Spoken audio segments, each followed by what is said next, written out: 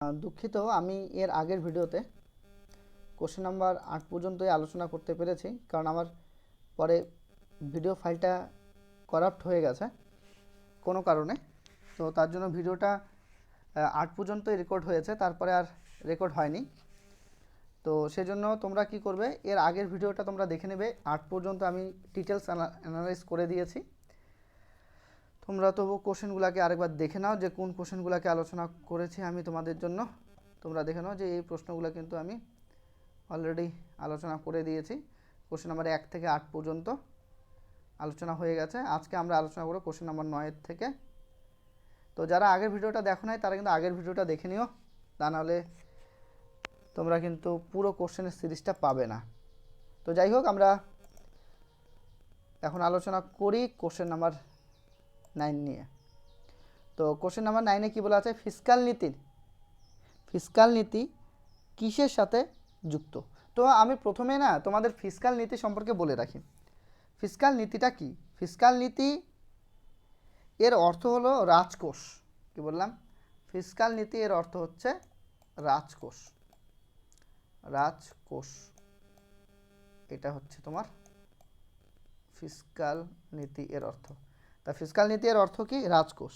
অর্থাৎ ফিসকাল নীতি হলো সরকারের রাজকোষ পরিচালনা সংক্রান্ত নীতি। কি বললাম? সরকারের রাজকোষ পরিচালনা সংক্রান্ত নীতি। এক কথায় যদি আমরা বলতে চাই তাহলে আমাদের বলতে লাগবে সরকারের আয়, ব্যয় এবং ঋণ সংক্রান্ত নীতিমালাকে একসাথে ফিসকাল নীতি বলা হয়। আবারও বলছি, সরকারের আয়, ব্যয় এবং ঋণ সংক্রান্ত নীতিমালাকে ফিসকাল নীতি বলে। তো কোশ্চেনে আমাদের আছে যে ফিসকাল নীতি কিসের সাথে যুক্ত। তাহলে বুঝতে পারছো আমি কি বললাম? সরকার শব্দটা ইউজ করেছি আমি এখানে। সরকারের আয়, ব্যয় এবং ঋণ সংক্রান্ত নীতিমালাকে ফিসকাল নীতি বলে। তাহলে ফিসকাল নীতি কার সাথে কানেক্ট? তোমরাই উত্তর দাও। ফিসকাল নীতি হচ্ছে সরকারের সাথে কানেক্ট। আশা করি বুঝতে পারছো। পরের প্রশ্ন দাও। পরের প্রশ্ন কি রয়েছে? কোশ্চেন নাম্বার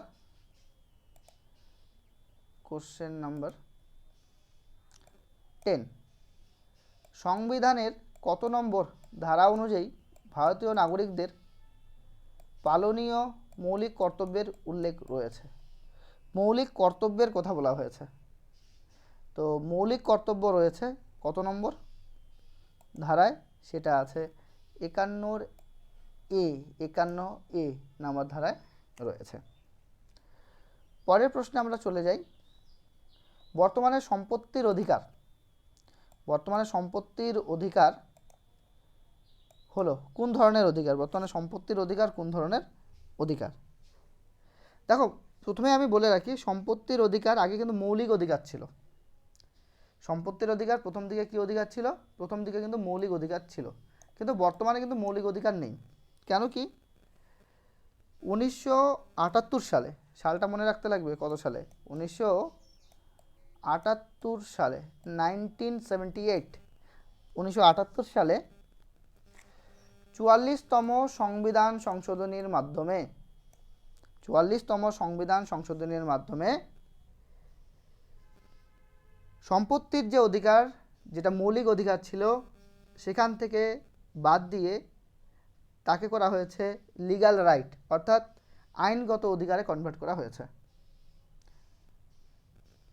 বর্তমানে এটি কত নম্বর ধারাতে লেখা আছে? বর্তমানে এটি 300A নাম্বার ধারাতে লেখা আছে। এই যে সম্পত্তির অধিকার যে এখন রয়েছে আইনগত অধিকারের আওতায়, সেটা কত নম্বর ধারায় রয়েছে? এই বিষয়ে তথ্য তোমরা কিন্তু পাবে সংবিধানের 300A নাম্বার ধারায়। তাহলে কি হলো? সম্পত্তির অধিকার কি অধিকার ছিল? প্রথমে মৌলিক অধিকার, কিন্তু 1978 সালে 44তম সংবিধান সংশোধনীর মাধ্যমে এটা মৌলিক অধিকার থেকে চেঞ্জ করে বা সংশোধনের মাধ্যমে মৌলিক অধিকারকে বাদ দিয়ে সেটাকে আইনগত অধিকার বা লিগ্যাল রাইট এর স্বীকৃতি দেওয়া হয়। আর এখন কত নম্বর ধারাতে আছে? লিগ্যাল রাইট, সম্পত্তির অধিকারকে নিয়ে, সেটা আইনগত অধিকারকে নিয়ে, সেটা 300A নম্বর ধারায় আছে। পরের প্রশ্ন,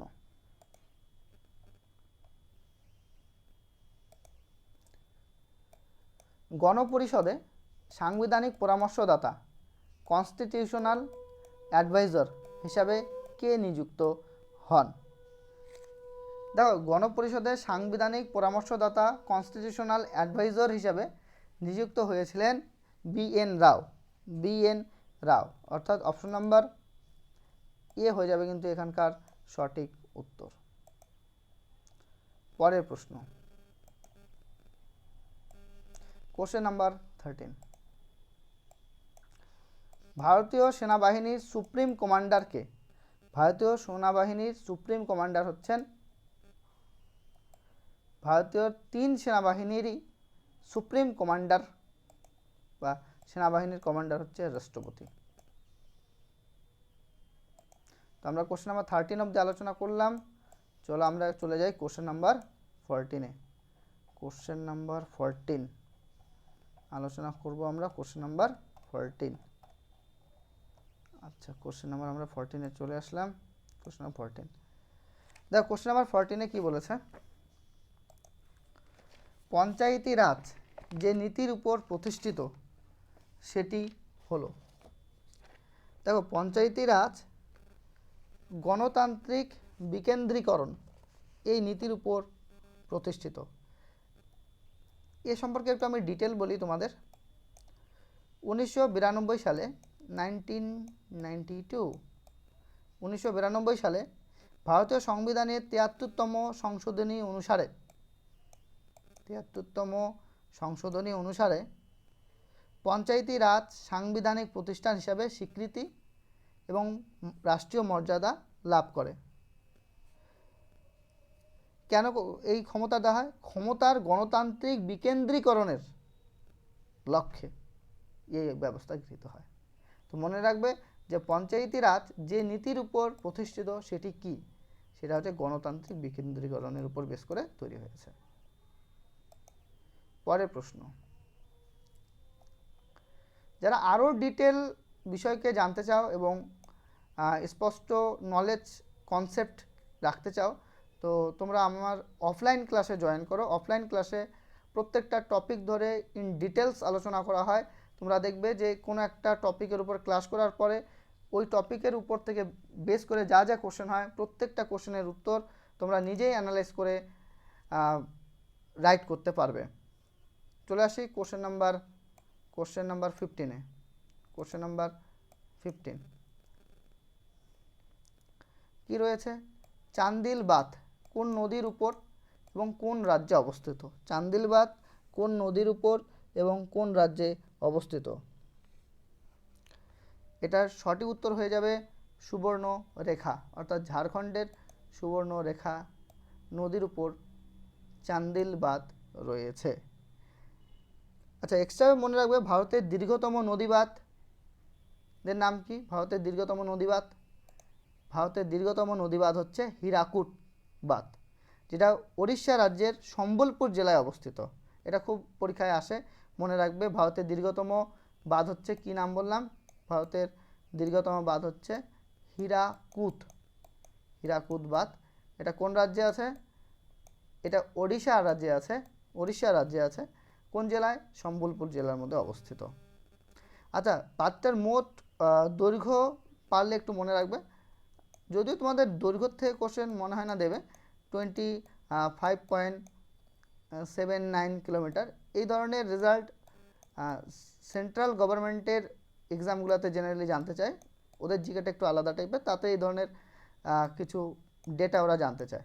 কিন্তু জেনারেলি স্টেটের, আমাদের ওয়েস্টবেঙ্গল স্টেটে এই ধরনের ডেটার উপরে কোশ্চেন বিশেষ একটা হয় না। তো মনে রাখতে পারো চাইলে, না হলে না রাখলেও চলবে। আর এই বার্তার যে দৈর্ঘ্য, সেই দৈর্ঘ্যটা হচ্ছে 4.8 কিলোমিটার। 4.8 কিলোমিটার হচ্ছে এই বার্তার কিন্তু দৈর্ঘ্য। চলে যাই তার পরের প্রশ্ন, কোশ্চেন নাম্বার 16। কোশ্চেন নাম্বার 16 কি রয়েছে? ভিতরকণিকা ন্যাশনাল পার্ক কোন রাজ্যে অবস্থিত? ভিতরকণিকা ন্যাশনাল পার্ক, এটা কিন্তু ওড়িশা রাজ্যে আছে। ভিতরকণিকা ন্যাশনাল পার্ক কোন রাজ্যে অবস্থিত? ভিতরকণিকা ন্যাশনাল পার্ক রয়েছে কিন্তু ওড়িশা রাজ্যে। পরের প্রশ্ন,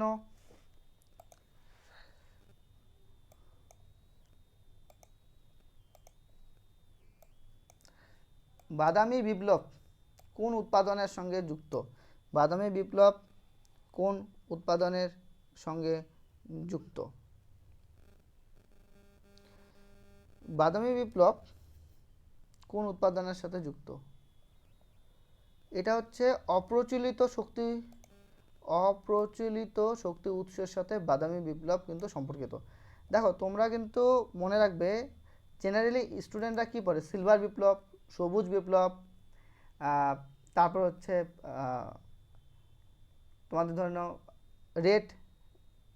রেড রেভলিউশন, গ্রিন রেভলিউশন, কিন্তু সচরাচর বাদামি বিপ্লব কেউ পড়ে না বা লিস্টের মধ্যে তোমরা জেনারেলি পাবে না। মনে রাখবে বাদামি বিপ্লব কার সাথে কানেক্ট? অপ্রচলিত শক্তি উৎসের সাথে কানেক্ট। এবার যেহেতু একটাই এক্সাম হবে না, তোমাদের একটু কোশ্চেন এদিক ওদিক হতেও পারে, তো এই কোশ্চেনগুলো তোমাদের জন্য কিন্তু এবার ইম্পর্টেন্ট, মনে রাখতে লাগবে। চলে আসছে তারপরের প্রশ্ন, কোশ্চেন নাম্বার 18, 18 নম্বর প্রশ্ন। কোন শিল্পকে সানরাইজ ইন্ডাস্ট্রি বলে? কোন শিল্পকে সানরাইজ ইন্ডাস্ট্রি বলে? এটা হচ্ছে সানরাইজ ইন্ডাস্ট্রি, তার মানে কি বাংলায় বললে কি হবে? সূর্যোদয় শিল্প নাকি?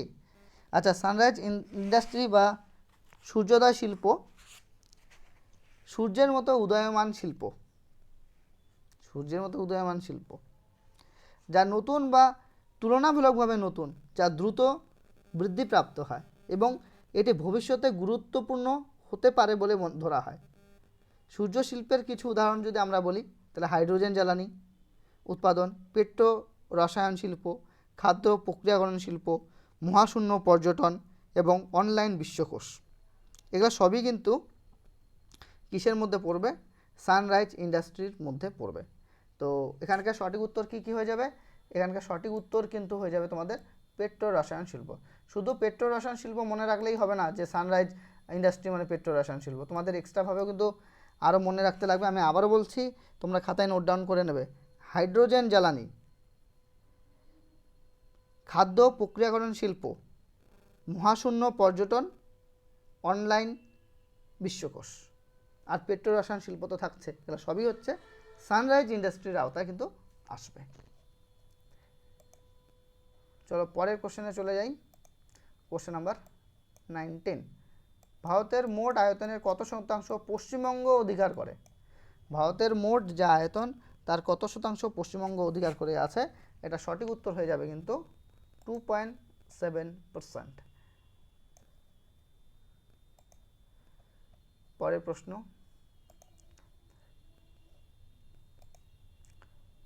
করোনেশন ব্রিজ কোন নদীর উপর নির্মিত?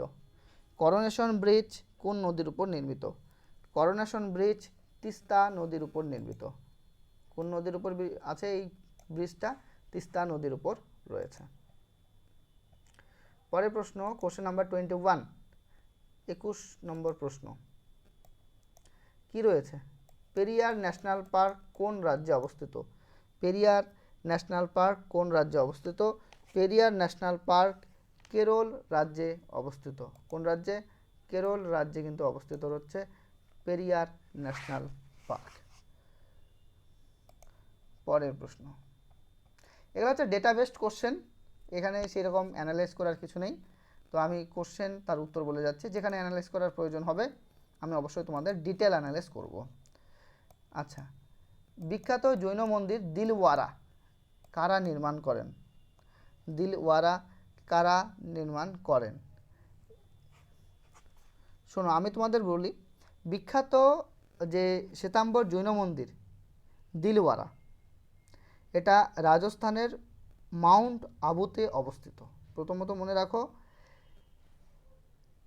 এটা একটা জৈন মন্দির, কোশ্চেনটা দেওয়াই আছে। অনেক সময় না কোশ্চেনটা এইভাবে থাকে, দিলওয়ারা এই যে মন্দিরটা এটা কাদের আর কি, কোন ধরনের মন্দির? উত্তর মনে রাখবেন তো জৈন মন্দির। তবে শ্বেতাম্বর নাকি দিগম্বর, যদি আরও ভিতর থেকে কোশ্চেন করতে, শ্বেতাম্বর নাকি দিগম্বর, তো মনে রাখবে এটা শ্বেতাম্বর জৈন মন্দির দিলওয়ারা। আচ্ছা, দিলওয়ারা রাজস্থানের কোথায় অবস্থিত? মাউন্ট আবুতে অবস্থিত। আচ্ছা, এর পুরনো মন্দিরগুলি চালুক্য রাজা ভীম দ্বারা নির্মিত হয়েছিল। আচ্ছা, এটি সাদা মার্বেল পাথর দিয়ে খোদাই করে কিন্তু তৈরি করা হয়েছে। তো যাই হোক, এখানে প্রশ্ন বলেছে দিলওয়ারা যে মন্দির সেটা কে নির্মাণ করেছে, এটার কিন্তু নির্মাণ করেছে সোলাঙ্কি। কে নির্মাণ করেছে, উত্তর হয়ে যাবে কিন্তু সোলাঙ্কি। পরের প্রশ্ন আমরা চলে আসি, নিচের কোনটি কোন একক মূল একক নয়? আচ্ছা, তোমরা না ফিজিক্যাল সায়েন্সে পড়ে থাকবে যে মৌলিক একক বা মূল একক, ওদিকে লব্ধ একক, ডিরাইভড ইউনিট আর ফান্ডামেন্টাল ইউনিট। তো যে এককগুলি অন্য কোনো এককের উপর ডিপেন্ডেন্ট নয় সেই এককগুলিকে মৌলিক একক বলা হয়। যেমন দৈর্ঘ্যের একক মিটার বা সেন্টিমিটার, এটা অন্য কোনো এককের উপর ডিপেন্ড করে তৈরি হয় না, এটা নিজে মানে স্বাধীন একটা একক। তো দৈর্ঘ্যের একক কিন্তু মূল এককের মধ্যে পড়বে। ভরের একক কেজি, এসআইতে আর সিজিএস পদ্ধতিতে গ্রাম। তো এই এককটা অন্য কোনো এককের উপর ডিপেন্ডেন্ট নয়, তো এটাও একটা মৌলিক একক। সময়ের একক হচ্ছে সেকেন্ড, তো সেকেন্ড অন্য কোনো এককের দ্বারা তৈরি হয়নি, তো এটা হচ্ছে মূল একক। কিন্তু ঘনত্বের একক, আচ্ছা তোমাদের আমি বলে দিই যে ঘনত্ব কী করে বের করতে লাগে। ঘনত্বকে যদি আমি ইংরেজিতে ডেন্সিটি বলি, ডি হচ্ছে m/v, এম কি হচ্ছে ভর, ভি হচ্ছে আয়তন। তাহলে কোনো পদার্থের ভরকে যদি ওই পদার্থের আয়তন দিয়ে ডিভাইড করা হয়, ভাগ করা হয়, তাহলে যে রেজাল্টটা আসবে সেটাকে আমরা কি বলবো, ঘনত্ব বলবো। তো বুঝতেই পারছো যে ঘনত্ব মানেই হচ্ছে m/v, মানে ভর বাই আয়তন। তার মানে বুঝতেই পারছো যে যদি ঘনত্বের একক তোমাকে বের করতে হয় তাহলে তোমার উপরে ভরের একক লাগবে, তাই না, আর নিচে কি লাগবে, আয়তনের একক লাগবে। তো ভরের একক কি, ভরের একক হচ্ছে গ্রাম, বা কেজিতে বলি, এসআইতে বলি কেজি, বাই এটাকে আমি পার লিখবো, আয়তনের একক হচ্ছে মিটার কিউব। তাহলে কেজি পার মিটার কিউব। দেখো এখানে যে মিটারটা কিসের একক, দৈর্ঘ্যের একক, কেজিটা কিসের একক, ভরের একক। তাহলে এইটা একটা মৌলিক একক ভাই, এটা একটা মৌলিক একক, এই দুটা মৌলিক একক মিলে কিন্তু তৈরি হয়েছে ঘনত্বের একক। তো অবভিয়াসলি বুঝতে পারছো কি ঘনত্ব একটা লব্ধ একক, এটা কিন্তু মৌলিক একক নয়। তো আমাদের এখানে নাবাচক কোশ্চেন দিয়েছে, কি বলেছে যে নিম্নলিখিত কোনটি কি একক নয়, মৌলিক একক বা মূল একক নয়। আমাদের কিন্তু এখানে সঠিক উত্তর হয়ে যাবে ঘনত্ব। চলে যাই তারপরের প্রশ্ন, কোশ্চেন নাম্বার 24, কোশ্চেন নাম্বার 24। আচ্ছা সালোক সংশ্লেষকালে এটিপি সৃষ্টিকে কি বলা হয়? সালোক সংশ্লেষের সময় যে এটিপি তৈরি হয় সেই এটিপি তৈরির প্রসেসকে কি বলা হয়? এই যে মনে রাখবা, সালোক সংশ্লেষের সময় এডিপি মানে হচ্ছে অ্যাডেনোসিন ডাইফসফেট, তার সাথে যুক্ত হয়ে যাবে অজৈব পিআই মানে ফসফরাস, পি হচ্ছে ফসফরাস, আই মানে ইনঅর্গানিক মানে অজৈব ফসফরাস, যুক্ত হয়ে তৈরি করবে এটিপি। কি তৈরি করবে, এটিপির পুরো নাম হচ্ছে অ্যাডেনোসিন ট্রাইফসফেট, এটাকে এনার্জি কারেন্সিও বলা হয়। এই যে এডিপি প্লাস পিআই যুক্ত হয়ে যে এটিপি তৈরি হচ্ছে না সালোক সংশ্লেষের সময়, এই প্রসেসটাকে বলা হয় ফটোফসফোরাইলেশন। কি বলা হয়, ফটোফসফোরাইলেশন। দেখো তোমাদের সায়েন্সের এই প্রশ্নগুলোর উত্তর করার জন্য না, সায়েন্সের প্রত্যেকটা পার্ট যেমন সালোক সংশ্লেষ তোমাকে না ইন ডিটেল জানতে লাগবে। শুধুমাত্র কোশ্চেন তার উত্তর করে বিশেষ একটা লাভ হয় না, তোমাকে কী করতে লাগবে, সালোক সংশ্লেষের যে প্রসিডিওর স্টেপ বাই স্টেপ জানতে লাগবে, তবে তোমার ক্ষেত্রে এই প্রশ্নগুলোর উত্তর করা সহজ হয়। যেমন কোশ্চেন এখান থেকে ফটোলাইসিস থেকে আসতে পারে, ফটোফসফোরাইলেশন যেমন হলো, যেমন এনএডিপি এর পুরো নাম, তো এইরকম কোশ্চেন কিন্তু আসতে পারে। তো সেক্ষেত্রে তোমাদের এই প্রসেসগুলা কিন্তু first to last step by step জানাটা খুব প্রয়োজন। তো যাই হোক, তোমরা যোগাযোগ করতে পারো আমাদের অফলাইন ক্লাসে অনেক ডিটেলস পড়ানো হয়, আর সেটা হচ্ছে বোর্ডের মধ্যে পুরো ডিটেল ছবি এঁকে স্টেপ বাই স্টেপ। পরের প্রশ্ন, আধুনিক দীর্ঘ পর্যায় সারণীতে কতগুলো শ্রেণী আছে? আধুনিক দীর্ঘ পর্যায় সারণীতে কতগুলো শ্রেণী আছে? আধুনিক দীর্ঘ পর্যায় সারণীতে শ্রেণী সংখ্যা হচ্ছে 18টা।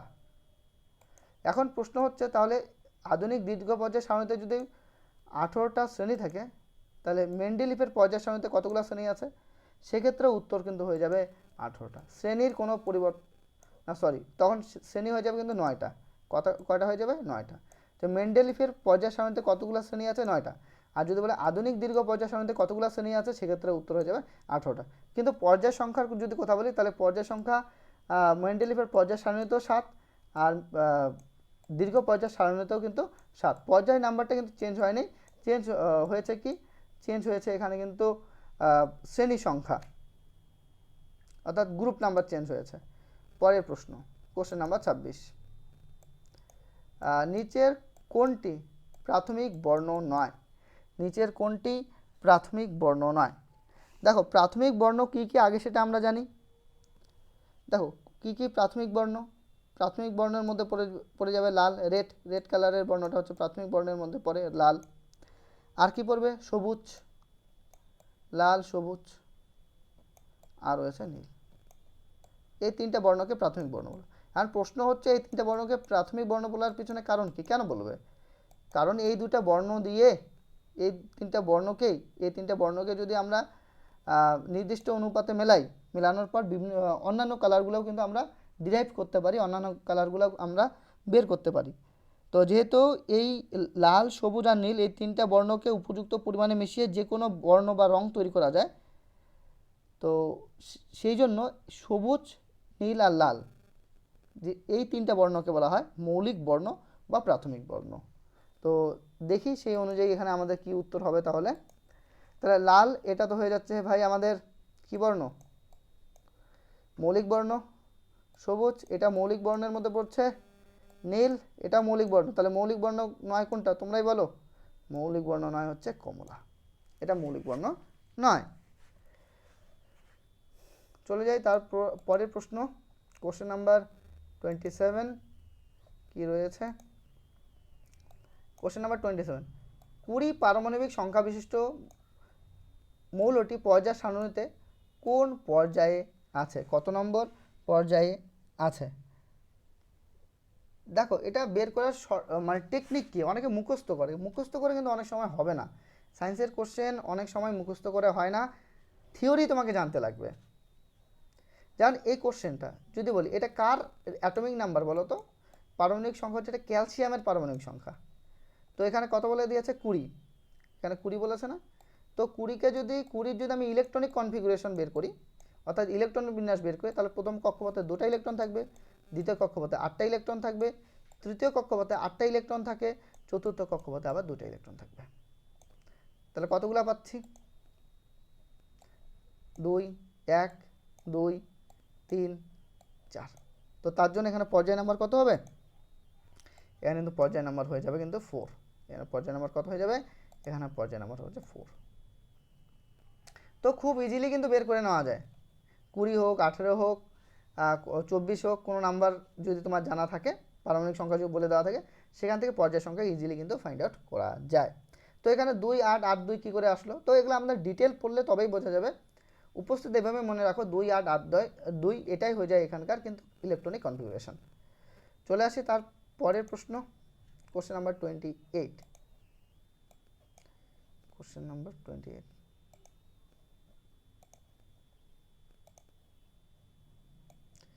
ডিএনএ আরএনএ উভয়ই বিদ্যমান কোন ভাইরাস? মানে ডিএনএ, আচ্ছা ডিএনএর পুরো নাম বলো। Deoxyribo nucleic acid. কি বললাম? Deoxyribo nucleic acid. আরএনএর পুরো নাম হচ্ছে রাইবো নিউক্লিক অ্যাসিড। আচ্ছা কোন ধরনের ভাইরাসের মধ্যে ডিএনএও আছে, আরএনএও আছে? এটা সঠিক উত্তর কিন্তু হয়ে যাবে আমাদের রস সার্কোমা। রস সার্কোমা এর মধ্যে ডিএনএ আরএনএ দুটাই কিন্তু রয়েছে। তারপরের প্রশ্ন, কোশ্চেন নাম্বার 29। কোশ্চেন নাম্বার 29 আমরা চলে যাব। কোশ্চেন নাম্বার 29 দেখো কি রয়েছে? একাধিক যোজ্যতা দেখা যায়। একাধিক যোজ্যতা দেখা যায়, কার ক্ষেত্রে একাধিক যোজ্যতা দেখা যায়? নিম্নলিখিত অপশনগুলোর মধ্যে তোমাকে বলতে লাগবে। দেখো ট্রানজিশনাল যে এলিমেন্ট আছে না, সন্ধিগত মৌল, এই সন্ধিগত মৌলের কিন্তু একাধিক যোজ্যতা দেখতে পাওয়া যায়। ভ্যালেন্সি, ডিফারেন্ট টাইপের ভ্যালেন্সি কিন্তু রয়েছে সন্ধিগত মৌলের। আচ্ছা তারপরে যদি প্রশ্ন আমরা চলে আসি,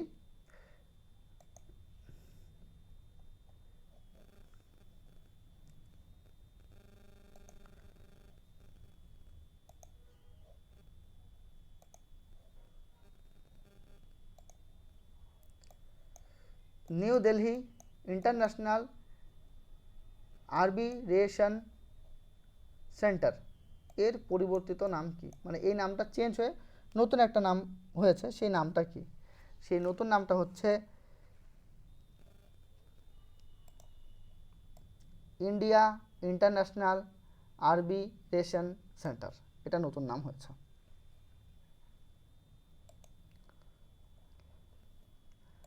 কোশ্চেন নাম্বার 31, অরণ্যের অধিকার কে লিখেছেন? অরণ্যের অধিকার কে লিখেছেন?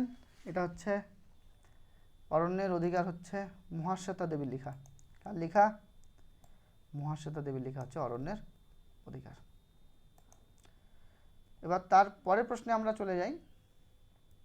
কোশ্চেন নাম্বার 32 কি রয়েছে? বিশ্ব ওজন দিবস কবে পালিত হয়? বিশ্ব ওজন দিবস কবে পালিত হয়? বিশ্ব ওজন দিবস পালিত হয়ে থাকে 16 সেপ্টেম্বর। 16 সেপ্টেম্বর। 16 সেপ্টেম্বর। দেখতে পাচ্ছ এখানে, দেখো 16, অনেকের ক্ষেত্রে পরীক্ষার হলে 16 মনে হবে, কিন্তু কোন মাস সেটা কিন্তু চাপ হয়ে যাবে। দেখো 16 মার্চ, 16 সেপ্টেম্বর, 16 নভেম্বর, তো এটা মনে রাখবা কবে? সেপ্টেম্বর। ওজন দিবস কবে? 16 সেপ্টেম্বর। ঠিক আছে, তো এখানে দন্তেশ্ব, যে বিশ্ব তালেবাস্য শ রয়েছে। বিশ্ব ওজন দিবস, সরি ওখান থেকে আসবে না কানেক্ট, ওজনের থেকে কানেক্ট রাখতে লাগবে। জোশ, এবার মনে রাখতে পারো, জোশ, বর্গে জয় ওকার দন্তেশ্ব, জোশ মানে ওজনের জয়কার দন্তেশ্ব, জোশ। তো 16 সেপ্টেম্বর। পরের প্রশ্নে আমরা যদি চলে আসি, এখানে কি পাবো? কোশ্চেন নাম্বার 32, অশোক চক্র ভারতের সর্বোচ্চ ড্যাশ পুরস্কার। অশোক চক্র ভারতের সর্বোচ্চ কি পুরস্কার? ভারতের সর্বোচ্চ পুরস্কার অশোক চক্র। অশোক চক্র হচ্ছে ভারতের সর্বোচ্চ কোন টাইপের পুরস্কার? এটা হচ্ছে সামরিক পুরস্কার, ডিফেন্সে দেওয়া হয়। ডিফেন্সে দেওয়া হয় এই পুরস্কারটা, সামরিক পুরস্কার। আচ্ছা, ভারতরত্ন হচ্ছে, ভারতরত্ন ভারতের সর্বোচ্চ অসামরিক পুরস্কার। ভারতের সর্বোচ্চ অসামরিক পুরস্কার যদি হয় তাহলে ভারতরত্ন, আর যদি সামরিক পুরস্কার হয় তাহলে সেটা হচ্ছে অশোক চক্র, মনে রাখবে। চলে যাই তার পরের প্রশ্নে। কোশ্চেন নাম্বার 34, দেখো কোশ্চেন নাম্বার 34 রয়েছে, ঘুমার লোকনৃত্য। এই যে ঘুমার লোকনৃত্য কোথায় হয়? ঘুমার লোকনৃত্য হচ্ছে রাজস্থানের, রাজস্থানের ঘুমার লোকনৃত্য।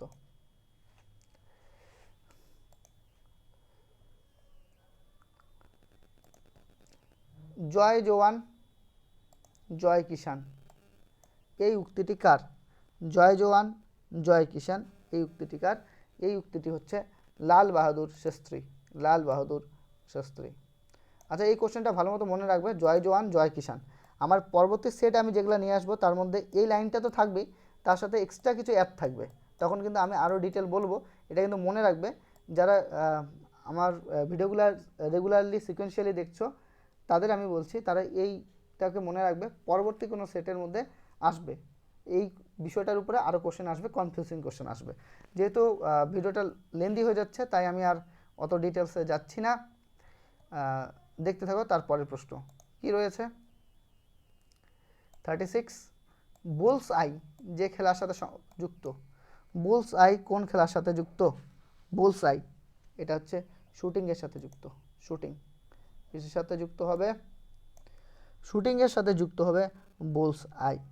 আচ্ছা, শুটিংয়ের সাথে যুক্ত আরও কিছু শব্দ কিন্তু তোমাদের মনে রাখলে ভালো, যেমন rapid fire, rapid fire, air rifle, plaque, muzzle, marksmanship. আমি আবার বলছি, শুনে শুনে লিখে রাখবে, rapid fire, air rifle, marksmanship, muzzle আর প্ল্যাক, এগুলো কিন্তু শুটিংয়ের সাথে কানেক্ট। তো বুলস আই তো মনে রাখবেই। মাইক্রোফোন, মাইক্রোফোন, মাইক্রোফোন আবিষ্কার করেন মাইক্রোফোন কে আবিষ্কার করেন? মাইক্রোফোন আবিষ্কার করেন ডেভিড হজেস। ডেভিড হজেস আবিষ্কার করেন মাইক্রোফোন। আর গ্রামোফোন কে আবিষ্কার করেন? এটা তোমরা আমাকে কমেন্টে জানাবে। কি বললাম? গ্রামোফোন, এটা সবাই জানো আশা করি। এটা আমাকে কমেন্টে জানাবে যে গ্রামোফোন কে আবিষ্কার করেন। চলে যাই তারপরে কোশ্চেন নাম্বার 38 নম্বর প্রশ্ন। ক্লোরোফ্লোরোকার্বনের একটি উৎস। ক্লোরোফ্লোরোকার্বনের শর্ট ফর্ম কি? সিএফসি। অনেক সময় দিয়ে দেয় সিএফসির পুরো নাম, তবে এখন কোশ্চেন প্যাটার্ন যেভাবে আপডেট হচ্ছে তাতে এই কোশ্চেনগুলো আসার চান্স খুব কম। তো মনে রাখবে যে সিএফসি এর পুরো নাম হচ্ছে ক্লোরোফ্লোরোকার্বন। আগে খুবই দিত কোশ্চেনটা। তো যাই হোক, সিএফসি বা ক্লোরোফ্লোরোকার্বন এর উৎস কি, কোথা থেকে বের হয়? দেখো, সিএফসি বা ক্লোরোফ্লোরোকার্বনের এখানে উৎস কি দাঁড়াবে? Diesel tank, aerosol, acid battery না, এটা হবে জেট প্লেন। জেট প্লেন হয়ে যাবে এখানকার সঠিক উত্তর। Question number 39। The question number 39-এ খুব ইম্পর্টেন্ট কোশ্চেন, সচরাচর পরীক্ষায় দেখা যায় এটা। কে বাঁশের বাঁশি বাজানোর জন্য বিখ্যাত? মানে কে বাঁশি বাজানোর জন্য বিখ্যাত? দেখো, বাঁশি বাজানোর জন্য বিখ্যাত হচ্ছে পান্নালাল ঘোষ। পান্নালাল ঘোষ। আচ্ছা, বাঁশির সাথে না আরেকটা মনে রাখবে, হরিপ্রসাদ চৌরাশিয়া। কি বললাম? হরিপ্রসাদ চৌরাশিয়া আর পান্নালাল ঘোষ, এই দুজনকে মনে রাখবে। হরিপ্রসাদ চৌরাশিয়া, হরিপ্রসাদ চৌরাশিয়া,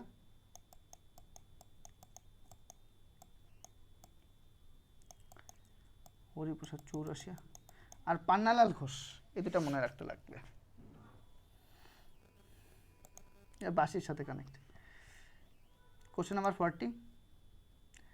ইহুদি মেনুহিন বা মেনুইনও অনেক সময় লেখা থাকে, যে বাজনা বাজিয়ে বিশ্বখ্যাত হয়েছেন। ইহুদি মেনুইন মানে কোন ধরনের বাদ্যযন্ত্র বাজাতেন? ইহুদি মেনুইন হচ্ছে বেহালা। কি বাজাতেন? বেহালা বাজাতেন। আচ্ছা, ইংরেজি কবিতার জনক বলে সুপরিচিত কাকে ইংরেজি কবিতার জনক বলা হয়? ইংরেজি কবিতার জনক হলেন জিওফ্রে চসার। ইংরেজি কবিতার জনককে? ইংরেজি কবিতার জনক হচ্ছেন জিওফ্রে চসার। এখানে চসার লেখা আছে, জিওফ্রে চসার। আচ্ছা বলো তো, জিওফ্রে চসার কোথায় জন্মেছিলেন? তিনি ইংল্যান্ডে জন্মেছিলেন, ইংল্যান্ডে। তো যাই হোক, মনে রাখবে ইংরেজি কবিতার জনক হচ্ছেন জিওফ্রে চসার। Question number 42। দেখো, তোমাদের অনেক ডিটেলস আমি পড়াচ্ছি, তোমরা যদি রেগুলার এভাবে আমার ভিডিওগুলি দেখে সলভ করতে পারো তো দেখবে যে তোমাদের মার্কস অনেকটাই ইনক্রিজ হয়ে যাবে। তো কাজে ভিডিওটি যারা লাইক করোনি, লাইক করে দাও এবং বন্ধুদের সাথে শেয়ার করো। দেখছি পরের প্রশ্ন।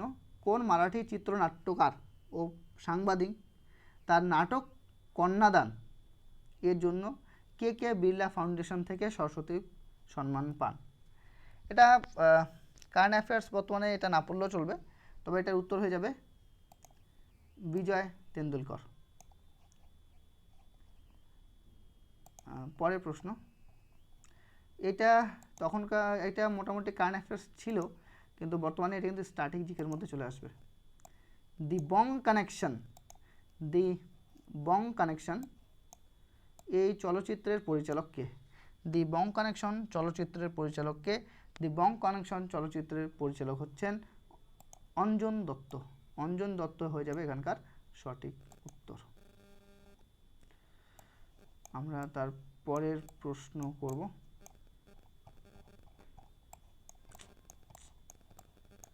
চলে যাই তার পরের প্রশ্নে।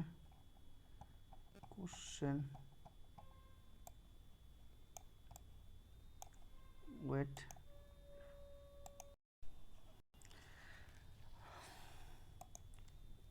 দেখো, বর্তমানে সবচেয়ে জনপ্রিয় ওয়ার্ড প্রসেসিং প্রোগ্রাম কোনটা? বর্তমানে সবচেয়ে জনপ্রিয় ওয়ার্ড প্রসেসিং প্রোগ্রাম কোনটা? এটা হচ্ছে এমএস ওয়ার্ড।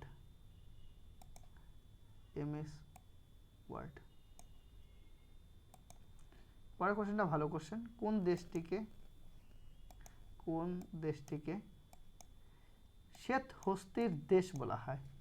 মানে সাদা হাতির দেশ বলা হবে কোন দেশটাকে শ্বেত হস্তির দেশ বলা হয়? উত্তর হয়ে যাবে কিন্তু আমাদের থাইল্যান্ড।